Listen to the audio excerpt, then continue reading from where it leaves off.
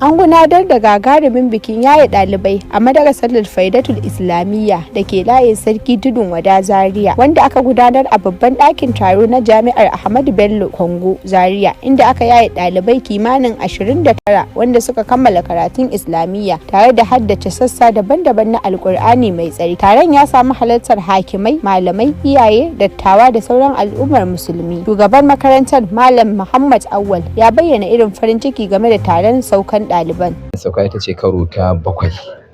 An yi guda 6 a baya, yanzu wannan ta 7 ce. To saboda haka wannan nasara ce mai girma. A wannan karan an yaye ɗalibai ne guda 30 ba ɗaya. Guda 18 sun sauke alƙur'ani, guda kuma 11 sun samu ƙur'ani izifi 30 rabi kenan, wanda ake sa ran baɗi insha Allah shine kuma za su samu su ma damar kammalawa in Allah ta. Jawabin iyayen da suka halarci taron sun bayyana irin farin cikinsu. Matsalar shi ne babban matsalar da muke haɗuwa da shi tun daga kan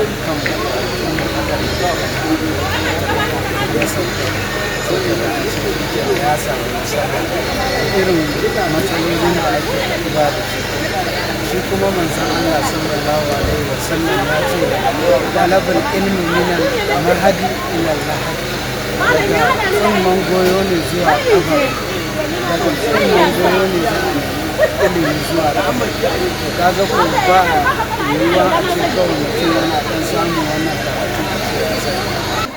Ina matuƙar farin ciki, ina godiya ga Allah subhanahu wata'ala da ya kama wannan kana, kuma ina ma 'ya'ya addu'a fatan alkhairi. Allah ya sa albarka, Allah ya sa sun yi na tsoron Allah. Shugabanninmu da masu hannu da shuni, da idan wannan taro ya taso na 'ya'yanmu su rika ƙarfafa musu gwiwa, saboda in suka shigo cikin lamarin su ma suna jin daɗi. Za ga yara na gaba wanda za su taso su ma suna alfahari, su ma watakila in sun yi za su ga irin wannan abin, su ma za su tunanin za a mutu. Idan iyayenmu manya suna shiga cikin lamarin, suna zuwa suna jajircewa, suna taimakawa yara da malamansu, to sai kaga su ma na bayansu su ma suna yaƙini, suna murnar cewa za su zo su yi wannan.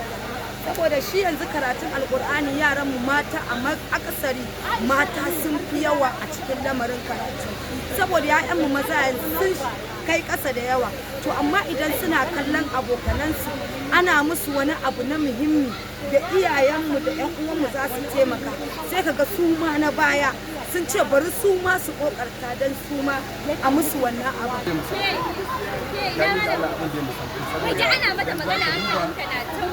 Da kaga mutane suna cikin nishadi ne da jin daɗi, wani su 'ya'yansu ne, wani su ƙannansu ne, wani su kuma abokai ne, duka yana da ana ta harka ta arziki saboda ƙarani. Kuma a nasu bangaren ɗaliban sun bayyana farin ciki bisa wannan nasara, inda suka yi godiya ga malamansu saboda jajircewa, haƙuri da sadaukarwa da suka yi wajen koyar da su suka kai wannan matsayi.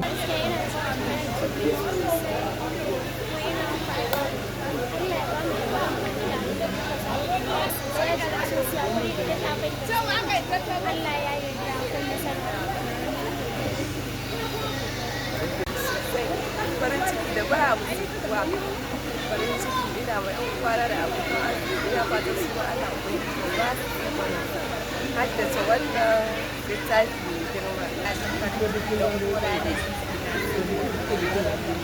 Ya mu gode ma Allah irin da ba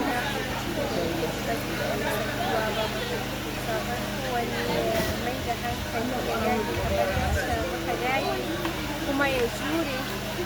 Daga bisani an yi kira ga matasa da su ƙara hubbasa wajen ganin sun nemi ilimi. Shi karatun alƙur'ani haske ne, kuma duk wanda ya yi shi ba zai taɓa kaɗewa ba. Saboda mu kanmu yanzu alfarmar ƙur'ani muke ci, za ka haɗu da wani ɗalibinka ne, wani malaminka ne, wani kuma kun yi tarayya a karatu. Karatu yana ɗaukaka darajar mutum, sai kaga yaro ɗan karami amma kuma sai kaga ana ɗaukaka darajar shi. Duk me ke kawo maka haka? Hasken alƙur'ani. Na koya a makarantar kuma na koyar. Don aƙalla na ɗauki ajujuwa sun kai kusan aji 1, 2, 3 da tartilan da hadda duka ga cewa mata ne a wajen. Su hakan gaskiya yana taɓa ni sosai, don ganin cewa mu matasa gaskiya an bar mu a baya. Za ga cewa aka ce harka na addini ne, da yawa mutane mukan ɗan ja da baya. Su gaskiya ina kira ga ɗan uwana matasa da a mai da hankali akan karatun addini. Bikin ya ƙare cikin addu'o'i na neman ɗalibai ilimi mai amfani, ya sa Alƙur'ani ya kasance haske a rayuwarsu tare da ba su ikon ci gaba da hidimtawa addinin musulunci da al'umma baki ɗaya. Ƙarshen rahoton kenan. Karima Dalhat, Capital TV Hausa.